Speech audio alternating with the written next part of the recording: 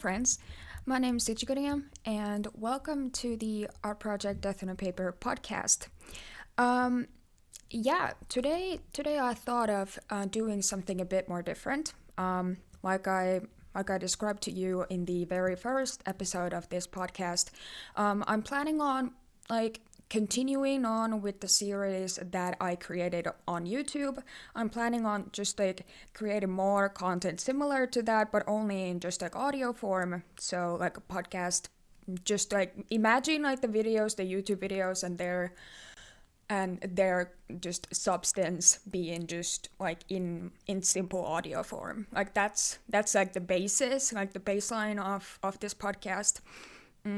And then I have a few other things that I'm going to be including to this program, but this time around I thought of doing something a bit different.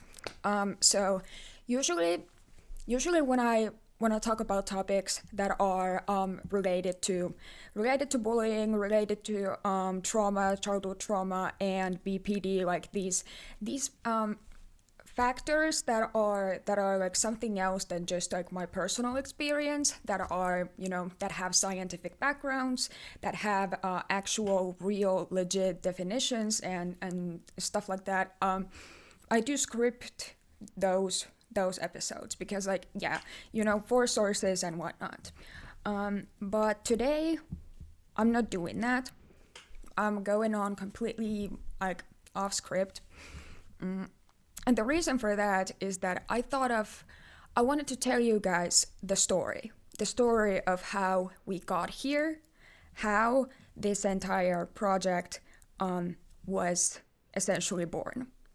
I've had a few people in my time on Instagram ask me on my monthly Q&As where the name of the project comes from, and when did I get the idea for creating this kind of shit, and when did I create like the character designs, and what kind of a creative process that was, and all of that kind of shit. So like it's something that people do find interesting, I guess. I thought of just like never really like yeah, maybe that's like my personal bias, but I don't find that all that interesting. But I guess it's a factor of and like a part of my life and my story, just like my childhood trauma is, and it's a very very important bit of like my journey as to how I got to this point in my life in the year 2025. Because let me tell you, everything has changed for me since then. So I mean, in that perspective, yeah, it is important. So why not tell you guys about it? Where do I begin? Well, let's start with the year 2019. Yeah, I graduated from lukio, which is like the Finnish equivalent of high school, though it's not the same. It's not nearly like anything like that, but it's very often like considered like the Finnish version of like American high school, that kind of stuff. You go to lukio if you wanna start off like more like an academic basis for your future studies and like career paths and whatnot. So you start lukio at the age of 16 about, and then you graduate when you're like 18, 19, between like that time frame typically. And though not everyone like goes through this path in these years, as we all know, like people are human beings, are individuals, and all that kind of stuff. But yeah, so I graduated from lukio in 2019 with my matriculation exams, and just like getting that like diploma. Like it's even considered like some type of a degree here in the Finnish education system. So it is important, though like realistically speaking, it really just does not do jack shit for me right now, or it has like never like really done anything for me. And that's like a topic for another moment. I mean, if that's like relevant to anything at any point, but I digress. Anyway, so I graduated from lukio in 2019, and I enrolled to university immediately afterwards. I applied to the University of Eastern Finland, and I studied. I picked my like subjects, like my points of interest, and my eventual major and minor, and they were Finnish and literature. Yeah, because like I was supposed to.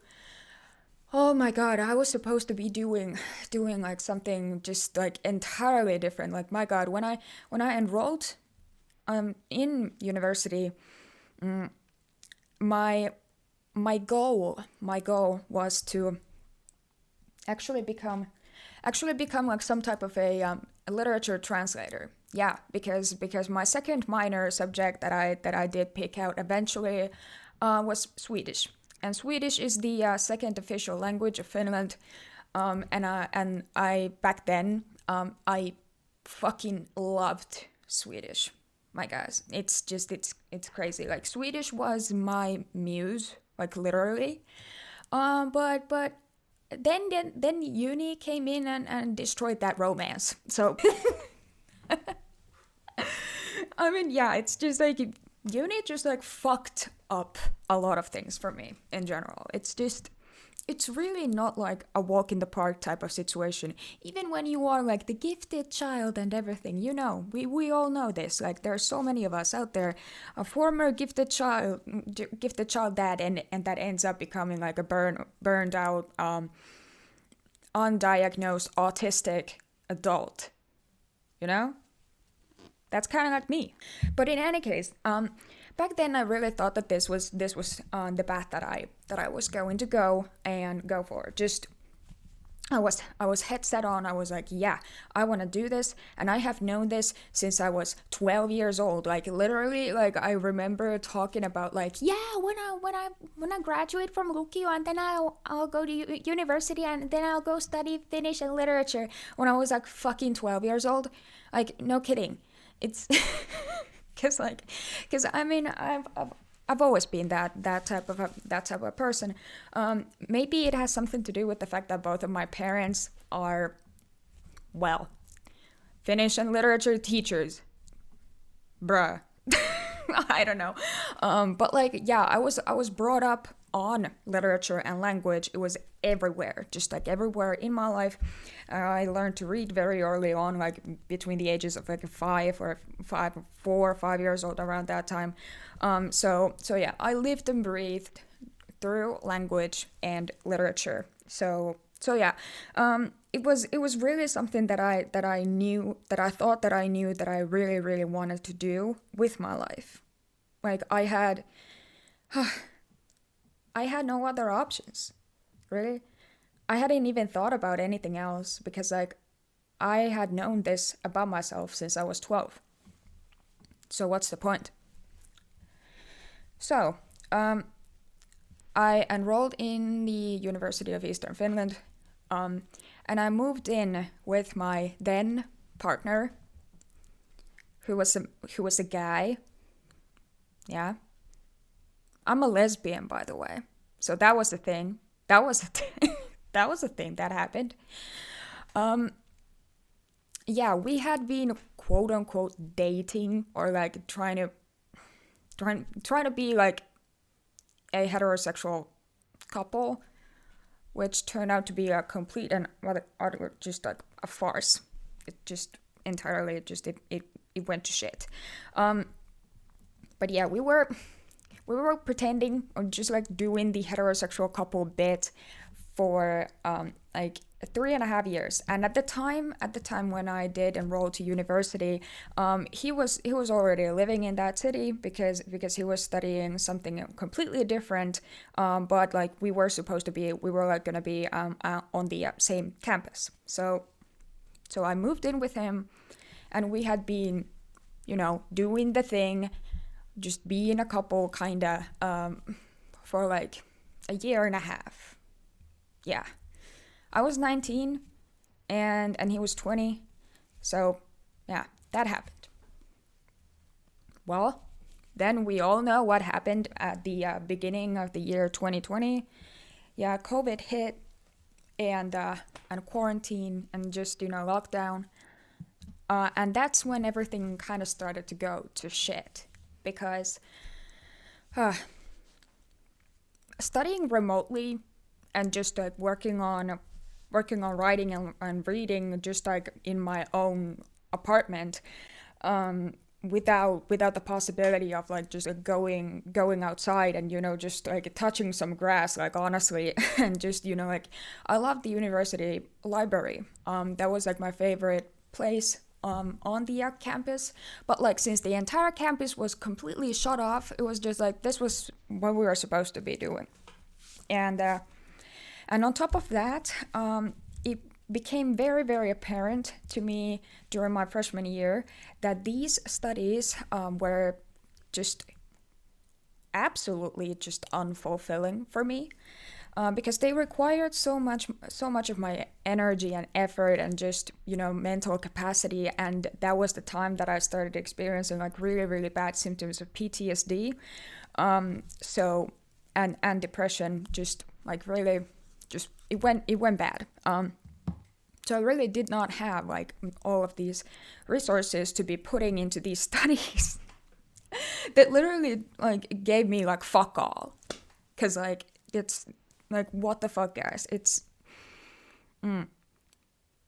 like there was the very first exam that I ever took as a literature major, which was an exam on a few classics of Western literature. Western meaning like literature outside of Finland. There was 15 works of art there. Most of them were novels. There were a few plays. Thank you, Shakespeare, and then a few poem collections, which were very difficult for me. But I read through them all, and I counted the pages. It was over 20,000 pages of reading, and I got only 4 credits from that exam, which translates to about maybe like around 100 hours of working, when in actuality I can guarantee you that I spent at least 500 hours working on that, probably even more than that. So it didn't get me anywhere. It didn't fulfill me. I was working so fucking hard on these courses that I was really interested in, and that's the worst part, because I really, really enjoyed studying that like material, and just like getting to know more about literature and the Finnish language, which has like always been like one of my special interests. So like it was extremely fascinating to me. But all of this work that I was doing, it didn't give me anything. It didn't get me anywhere. It felt like I was just working, and like I couldn't see that anywhere. I really couldn't see that anywhere. So like, what's the point? And then accompany that with the lockdown. It was absolutely draining and just miserable. Fucking miserable. Well, then the summer of 2020 rolled around, and that was the time when I realized that, oh shit, I'm lesbian in a relationship with a man. So that was the thing. Without talking about that too much, because like it's not really relevant. Like just it's not. I mean, it does play a role in the story, but like it's not the main point. So that relationship ended up like in a very traumatic way about a year later, and it was an awful period of my life, but like there were a lot of good things about it, and it really did teach me a lot about myself. So like I owe this guy a lot, and yeah, he was a good guy. But like things just didn't work out in the way that we thought that they would. And yeah, that happens. Shit happens, and you figure yourself out, because like I mean we were young. I mean, I'm not old by any means. Like right now, I'm like 25, but like, but you know what I mean. Just, like barely out of the teens, like just like 20, 21 maybe. So like, yeah, you're gonna do some shit that's gonna like teach you a lot of stuff about yourself, and then you're gonna be like, what the fuck was I thinking? Because that's the way that I think about that's the way that I feel about that relationship when I think back on that. I look at pictures and I just like think about the time that we spent together, and I was like, what the fuck, man? How didn't you realize? Like it's so obvious to me right now, but like I have way more perspective than what I did like about like 4 or 5 years ago, That's how it works.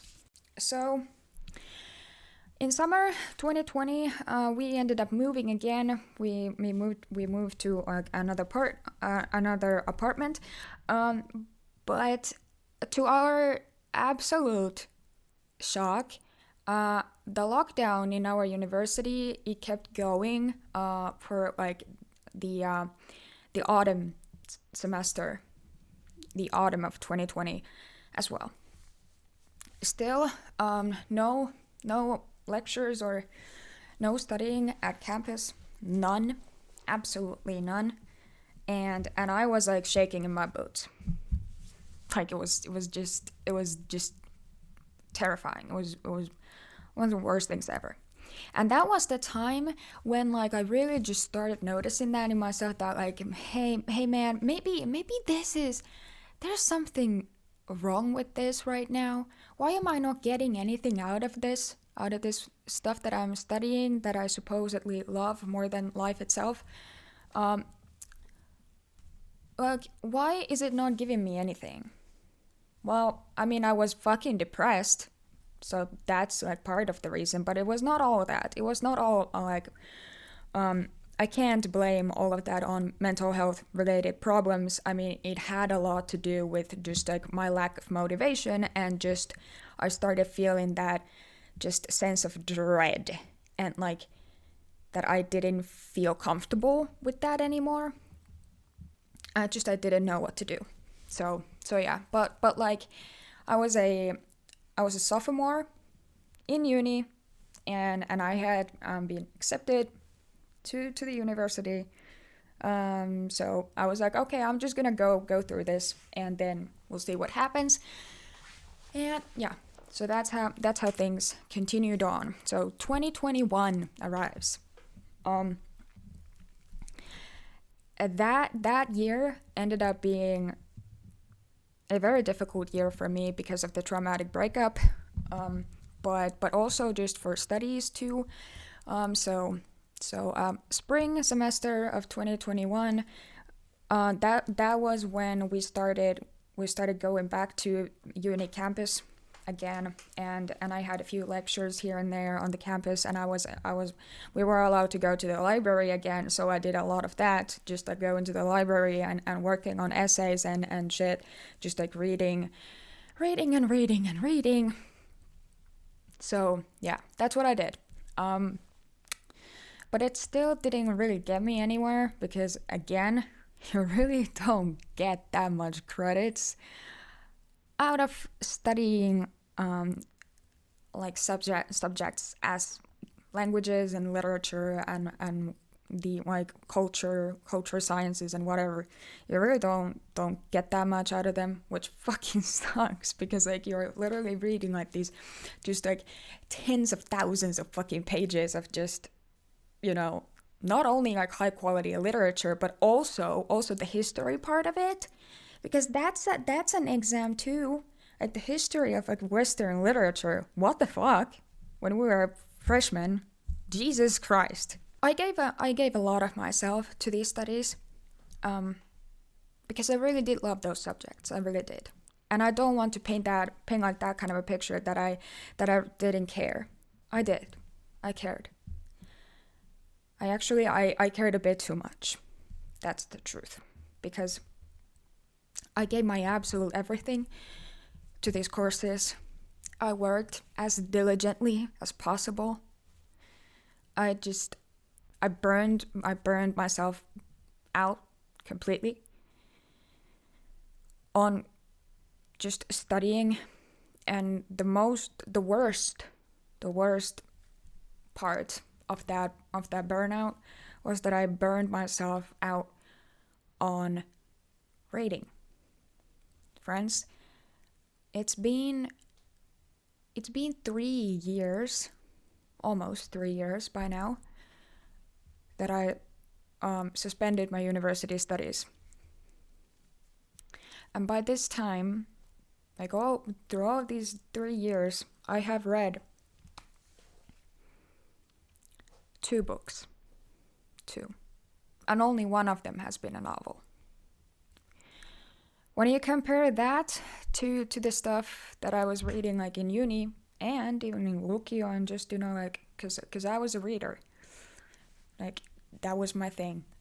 I was reading so much, but it turns out that studying literature kind of means that you have to read a lot. I mean, yeah, I knew this, but it just hit me in the face. I was like, no fucking way, this is insane. What do you mean I have to read 20,000 pages of the best and most highbrow Western literature out there, and then I get 4 credits out of it? It's just because I love that stuff a bit too much. I gave too many shits about it. Quite frankly, that was the problem. Yeah, I cared about it too much because I could not let myself down, my parents, again, Finnish and literature teachers, and also my mom is a student counselor, and so, all of my family members, they have at least one master's degree, at least, including my brother, just everyone. So I was yeah, I need to do that too. But that was the time when just the summer of 2021, when that happened, and when the breakup happened, that was just a complete crash down. It was just the worst fucking thing that I had experienced in my adult years at that point. So yeah, after dealing with all of that shit and getting my stuff out of the apartment that we used to live in, and then cutting contact with the guy entirely and trying to start anew, autumn 2021, that autumn semester, it was my third year in uni, and this was supposed to be the year when I was supposed to graduate.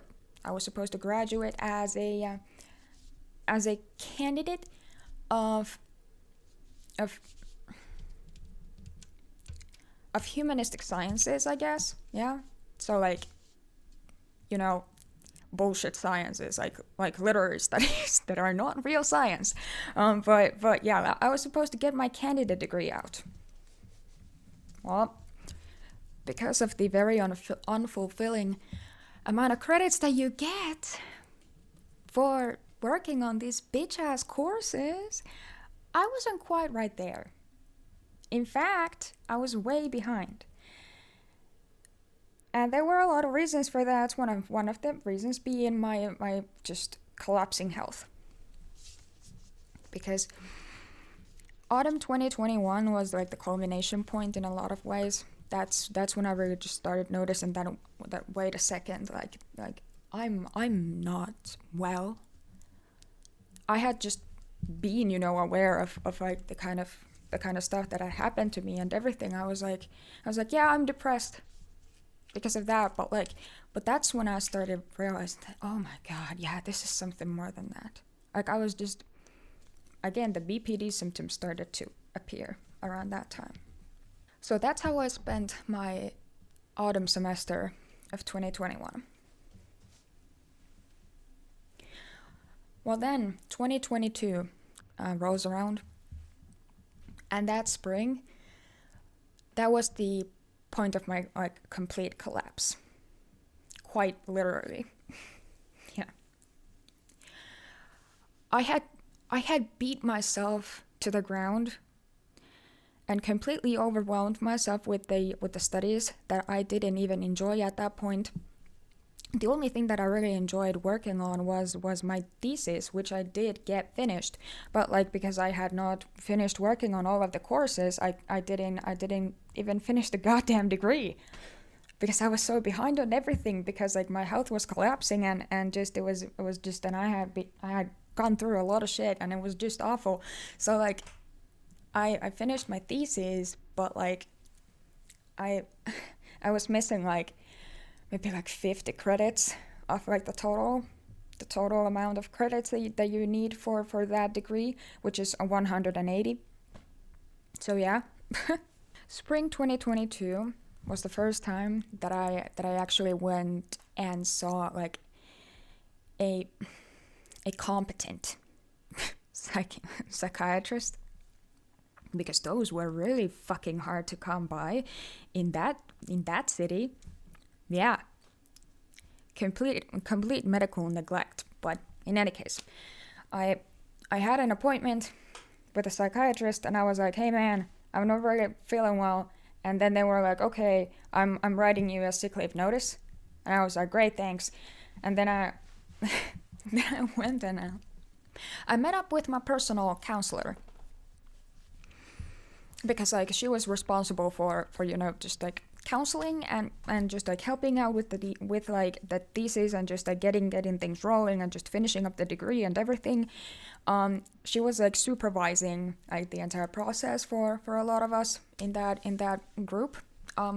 So I went and just like booked an appointment with her, and I was like, so I got this sick leave notice. And then she looked at me as if like I was a complete fucking idiot, which I felt like one, definitely. She was like, okay, we don't really do anything with this. And I was like, yeah, but like you've been telling me like all these 3 years now that like we're supposed to graduate in 3 years. That like that's the time frame, and we are all just supposed to get there. And then she was like, well, yeah, but like obviously that's not the case in reality. Bitch, what did you say? What the fuck did you just say? Huh?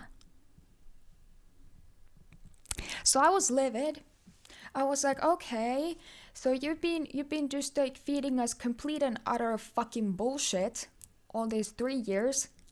And I had felt that insane pressure coming from the uni itself as an institution, as an educational institution. Just like the pressure of just like you gotta go.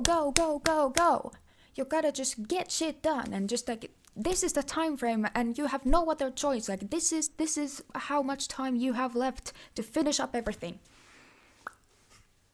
Nobody said anything else ever.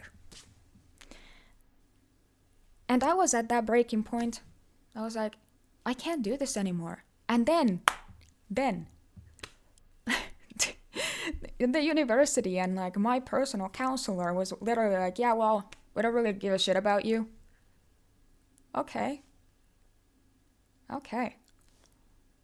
So I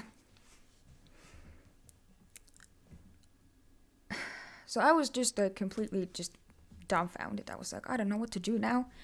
And that's when just like everything just like spiraled completely out of control.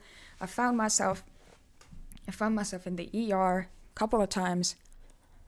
And I was first hospitalized in 2022, the end of May, beginning of June.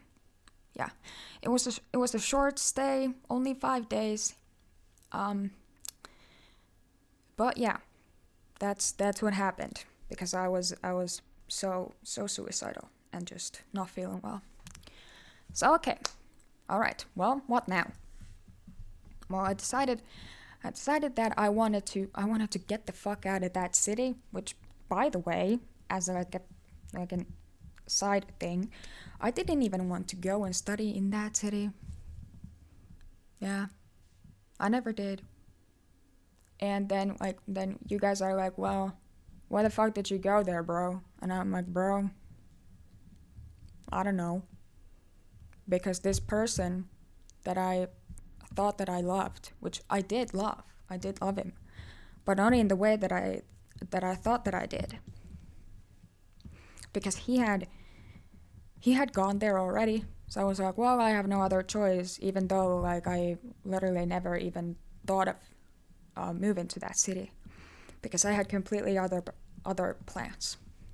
But yeah, what do you know? That's life. That happens. So yeah, I didn't enjoy being in the city for a lot of reasons. So what I did was that I basically moved back to my parents here in this small town in eastern Finland that I originally left in 2019. Well, that summer was absolutely atrocious. It's full of misery. And then my parents, this one day, like they thought that I should probably like see a doctor on the duty clinic here, because like I was so like just at the end of my rope, that I had to go. I had to go to the hospital. So like that was my second stay at the hospital at like a psych ward. I spent a bit over a month there. It traumatized the ever-living shit out of me, because the treatment that I got there was absolutely inhumane. And yeah, there were a lot of things that went wrong. And I'm probably gonna have to like just go to that later at some point, maybe in the form of art or something. But I mean, I have already like finished the chapter for like staying at the psych ward called hospital, surprisingly.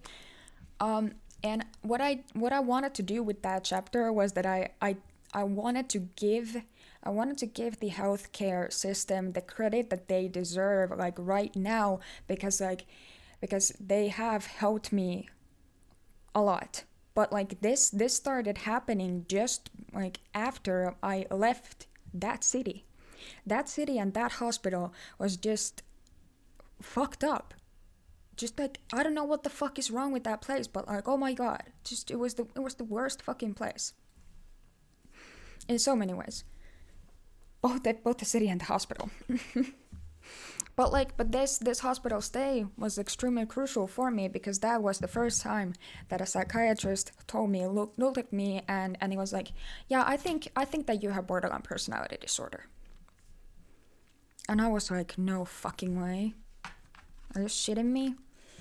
And yeah, we talked about that and everything, and yeah, so that's it. I got my diagnosis there. But it didn't stop there as like just a quick little thing. He actually ended up just completely fucking abusing his power over me. He wanted to provoke me and my emotions and my symptoms. He intentionally made me feel a lot worse, to the point that I told him that if you now let me out of this ward to go and visit my home, I'm gonna kill myself there. And he was like, okay, see you in 2 hours. Huh? And I was not joking. I was not. Because I left, I said goodbyes to the nurses, my roommate, everyone. They looked at me like, what's going on? And I went there, and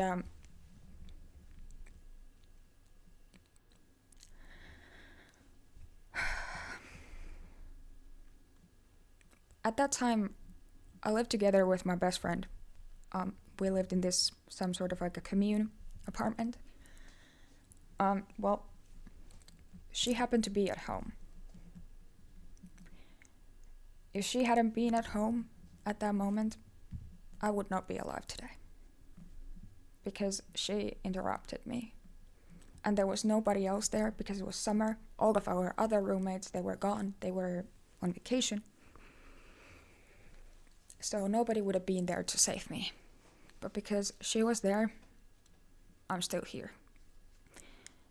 So I quite literally owe my life to her. Which I know that you're listening to this, broski. So I just wanted to say that I love you. I love you so much. And thank you for everything that you've done for me. So yeah, I didn't die. Okay, yeah, because like my attempt was interrupted. And then when I did go back to the ward, these quote unquote nurses and doctors, what they decided to do was that they decided to fucking blame me, guilt trip me, and call me like irresponsible and childish and just and like selfish and emotionless and just, you know, like, you can't do that. I'm like, but you bitches literally let a suicidal person out when they said that they will kill themselves if you let them out. I was at the ward because I was suicidal. And then these fuckheads had the gall, had the audacity to tell me that they are not responsible whether I'm alive or not. Then what the fuck was I doing there? Why was I there to begin with? Like, that was literally the point. But I guess not. So yeah. It was absolute ass. So, but there were a few things. A few good things about that hospital stay. One of which being our art therapy. They had a psychotherapist working at the hospital who also had a degree in education. She was a teacher, and she was also a professional artist. And she had previously been working at like schools as an art teacher. I loved her. She was amazing, and because I mean the nurses they did see that I was drawing like whatever, and they were like, so you're one of those artsy people? And I'm like, yeah, I guess. So like, well, we have this art therapy thing, so like you can go there if you want to. And I'm like, yeah, whatever, I guess. And I went there, and I'm so glad that I did, because this art class, my god, it had so much of like some of the coolest fucking supplies ever. And like, just, yeah, it was heaven. It was absolutely amazing. So I ended up, I think it was like 3 of the weeks. Yeah. 2 times a week we had this quote unquote lessons, these appointments. There were some other patients there with me, some other artsy people, and yeah, we were allowed to do whatever we wanted. And then we were allowed to talk with the therapist, and just like talk about everything that was like bothering us, and you know, all that kind of stuff, and then art and what we wanted to do with it. And yeah, so that art therapy thing, it quite literally ignited this burning passion for me that I want to turn my pain and my suffering into something now. Because I made this one piece with like just with Copic markers. I was obsessed with Copics back then. Now I can't stand like the smell of alcohol-based markers. I can't deal with them. I don't use them anymore. But it was cool. It was cool as shit. So I made this illustration, and I didn't had like a lot of like similar like visual elements to it that like what you guys are seeing today.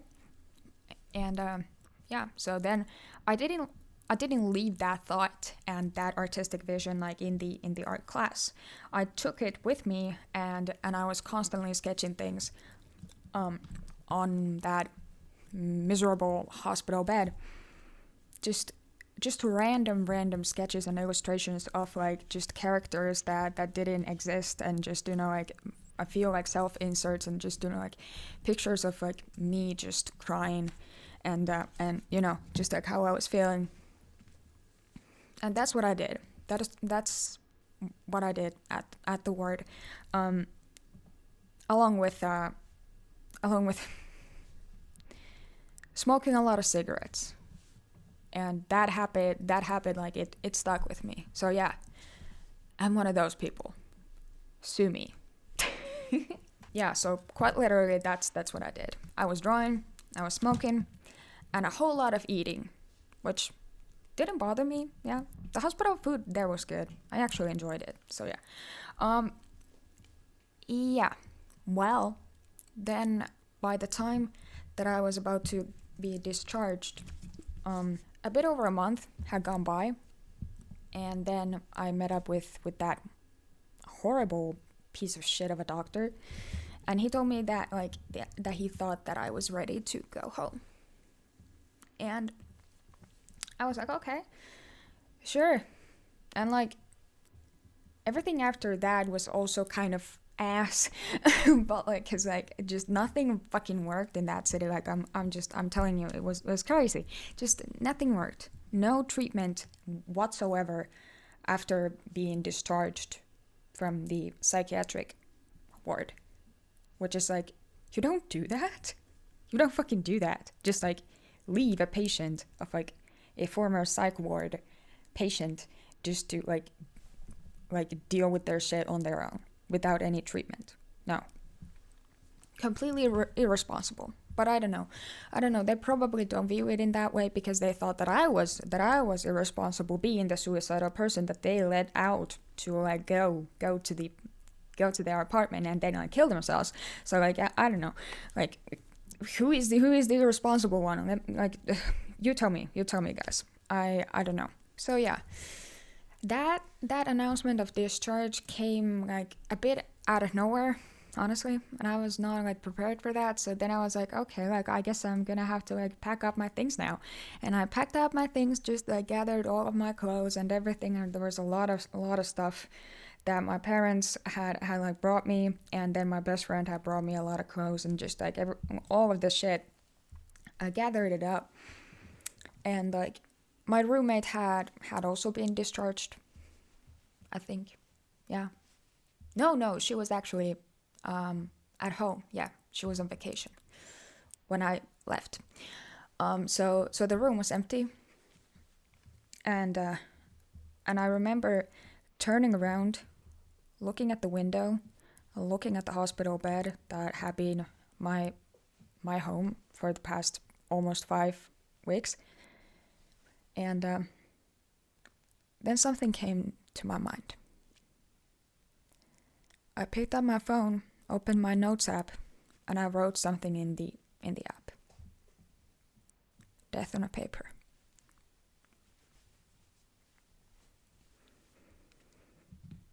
That was the last thing that I did in that hospital room. I didn't know what it was. I remember thinking, I don't know what this is, but it just came to me. It just plopped into my head. I was like, okay, well, let me write this down. And I did. I did not know what it was for. And I wouldn't discover that for almost 2 months. But okay, I left the hospital and I moved back to my parents, mainly my dad's apartment. I lived there, did a bit more suffering because again, I had no treatment after that. Because like the only treatment that they like actually gave me, they were like, yeah, you gotta stop self-harming, bro. You gotta stop the cutting. I'm like, okay, well, and I had my meds, yeah, I did, but like nothing else. So I was like, okay, so you guys just think that I'm just supposed to like survive off of like fucking medication and like not self-harming when I've been doing that for so long. And they were like, yeah, bro, that's exactly what you gotta do. Nah, that didn't work out. That didn't happen. Wow. aren't we surprised? 2022 autumn, I was, like I said, I was staying with my dad's. Lived in the guest room that he had, luckily. I was one of the worst time of my life. But my parents helped me so much, and I'm so grateful for them too.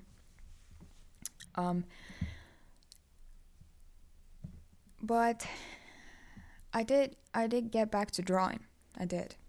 I continued on the sketches that I was working on at the hospital, kind of just, like doodling a bit, and then like kind of wondering what it was for. I was like, okay, all right, I don't know what these are, but let me just do it. Well, then, September 2022 rolled around, and I remember sitting down at my father's dining table on a crisp autumn morning. I was drinking my coffee, and I was like, let me just draw whatever.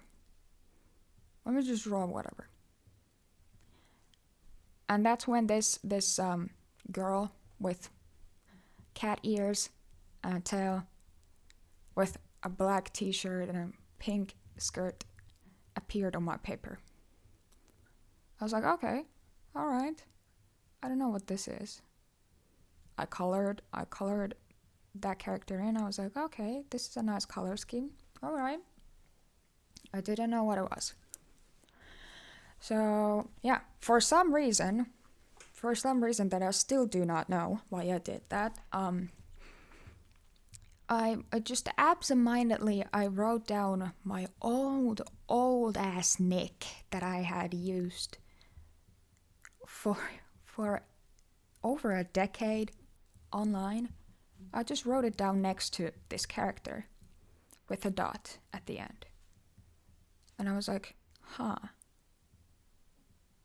maybe that's their name. That's how Ichigo came around. And that signature also ended up being my eventual, signature in all of my illustrations now. So yeah, that's how I mean, Ichigo like design, it just like came to me. I was like, I don't know, this is a thing now, all right. And a lot of the other characters were also like that. I had no plan. I had no idea what I was doing. I was like, and like, just as a background sort of thing, I have never been one to create OCs like my best friend has. I had never really been that type of an artist. I quite literally owe everything to fan art when it comes to my artistic capabilities. So yeah, I had no idea what I was doing because I was like, I don't create characters, I don't have OCs, what the fuck's going on? But I was just like, all right, let me just draw these things now, all right. And that's when the character designs for the kid and Lover came around. I was like, okay, nice. And the paint, yeah, her too. And I gave them the names. I was like, I don't really know. I can't really like give them names. So I'm just gonna give these like just the regular nouns as their names and be like, I don't know. And their designs were just, like they just appeared on the paper. I didn't really have to think about it. The friend is another story though. Like I really did have to like think about their design a lot. But at that time when I was creating the friend, I had like some type of an inkling on what I was doing. So that's why I spent like some time actually thinking out her design. I had the main characters there, all right, and then I just started drawing, just ideas, just whatever came to my mind about bullying, about my trauma, and about my new diagnosis of borderline personality disorder. And I created a lot of the illustrations that you now are able to see at on the very first chapter called Blame. That's when they were born, those illustrations, when I did not know what the fuck I was doing. I was just drawing constantly. An idea, okay, on the paper. An idea, alright, just spit it out. It was just a boom, boom, boom, boom. An illustration after another. And then I was like, these have like some type of a story, these have like some type of like cohesion to them. And then I remembered that note. That thing that I had wrote down in my notes app in August. And I was like, I don't know what this was for, but maybe I can use it here. Cause I thought when I was looking at my own fucking doodles, all of those just bloody illustrations and just, like body horror and everything. When I was looking at them, I was like, this kind of feels like, because I had that interrupted attempt of suicide, and I had been extremely depressed and suicidal for a very long time, and I was that close to actually like doing it.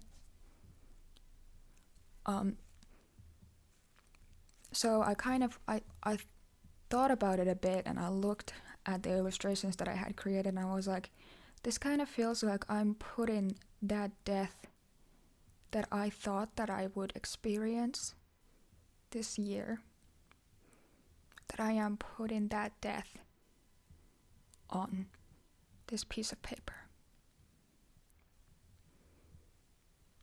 That's what it felt like, that's what it looked like to me. So it made sense.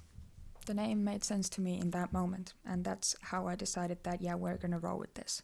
And then I also decided that I was gonna like use the nick instead, because it was my old nick, and it's cute, and it's very important to me for reasons that I will probably never really like divulge here, because they are so personal that I don't feel comfortable talking about them.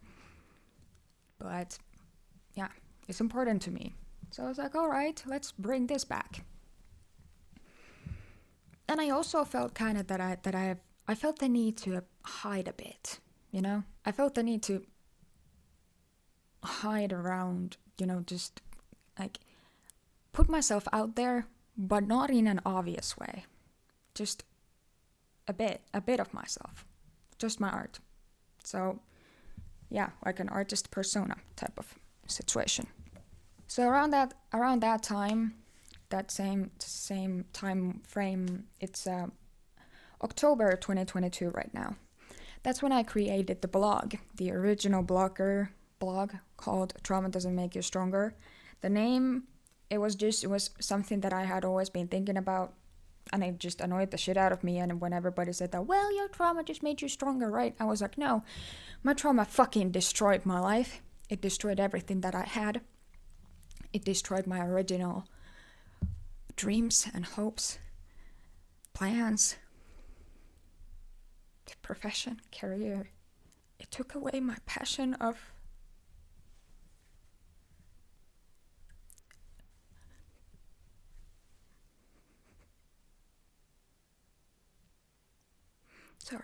It took away my passion of teaching, my passion of reading.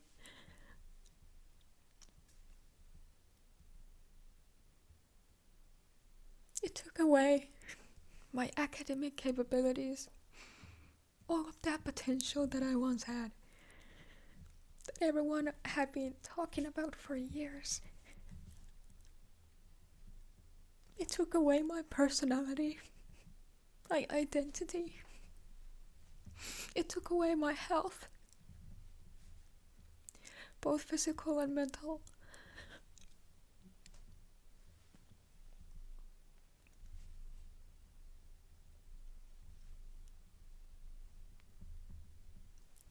It took away my childhood.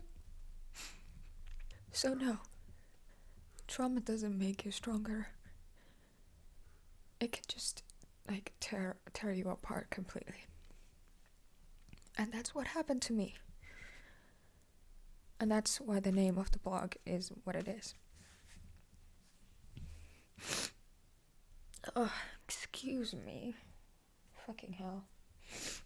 Well, this shouldn't come as a surprise. I do indeed have BPD.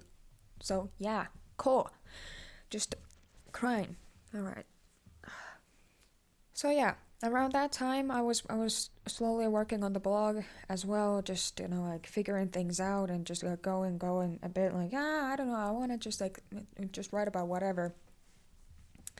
And I kinda just like string together like that concept, like the concept that existed within those illustrations. I was like, okay, these like tell like a similar kind of story, and this is about that, and this is about that, and okay, all right. And then I was like, I kind of saw like that cohesion. I was like, okay, these are all about like some type of blame, either like me blaming myself, society blaming me, just my abusers blaming me, everything. So it's like, all right, well, let's call this collection of shit blame. Okay. And that's how the first chapter was born. And writing out the summaries of the chapters, that was when like I was also thinking about writing that a lot, and I wanted to include like some of that artistic expression and that love for literature, like into those summaries. And that's why I really do like suggest that you go ahead and read the summaries, because like they are also part of the entire like just the project itself. Because well, that the first chapter, its summary ends with the line, "My name is Ichigunya and this is my testament," because like that's how I wanted to picture everything. I kind of just wanted to get everything together and be like, well, this is what I want to leave here in this world. I want this to be my story and my footprint of sorts. So a testament. So yeah, that's about it. That's how I got here. That's how this project was born. That's how the characters were born. So with a lot of just like coincidences and a lot of just like not planning, a lot of just like intuitive decisions, which is like it's very common for artists. And funny thing is that actually like in 2021, when I was like actively suffering a lot, I was writing a diary at that time, and there's one diary entry written in like November 2021, something like somewhere around that time, where I literally say that I feel like there's a story living inside of me. I feel like there are characters that are like living inside of me. I don't know who they are. I don't know what it is, but I feel like there's something in me that I have to like get out and to like tell to the world, and like I'm gonna do that. There's something that I need to tell. I felt that in that moment, and I was right. So a lot of intuition, but also happy coincidences, and also a lot of misery, which I mean, well, yeah, that checks out. Yeah, but okay, all right. Jesus Christ, I have been here talking about this for like over an hour by now. Fucking hell. Yeah, so that's my story. That's the beginning point of the project, how we got here, how everything got its start. I hope that you guys found that at least a bit interesting. It's people have been asking me about it in like the question stickers a lot. So I'm like, well, here you go. This is the full story. This is the full story of like the beginning of things. When we're talking about like the project itself. All right. So So yeah, again, thank you for coming in and listening to me talk about this stuff about myself. Ew. I really do not like talking about myself as like a person when it comes to like my art. It's because like I'm not the main point here. What happened to me is what is that's it happened to me, yeah, but it also happened to you, my friend, dear listener. All of this is also applicable to you. And this may be my testament, yeah, but it can also be yours. This story can also be yours to relate to feel a connection to feel a sense of belonging. All of those things that you were denied as a child. So really my art is not about me. That might have been the starting point, yeah, but now it's about like something bigger than that. And like, well, then there's also just the fact that I fucking hate myself. So like, maybe that's why I don't like talking about myself. Who knows? But yeah, in any case, I'm gonna end this now. Guys, it's like almost midnight here right now, and I'm still here yapping. Fuck me. All right. Well, thank God I had this podcast now because what the fuck would I be doing? Would I do if I just like couldn't do this? You know, because I have so much to say, and I'm like, well, now I can actually put that energy and all of those things that I want to say into something. So cool, great. But yeah, this is a good point to end this episode with. Again, thank you so much. Thank you so much for tuning in to the podcast this time around. I have no idea in which order like these episodes will be like published in.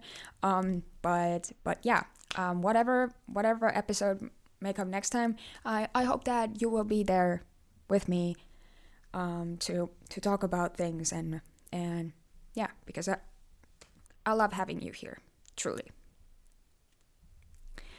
My name is Ichigoniam, and this has been our project Death on a Paper.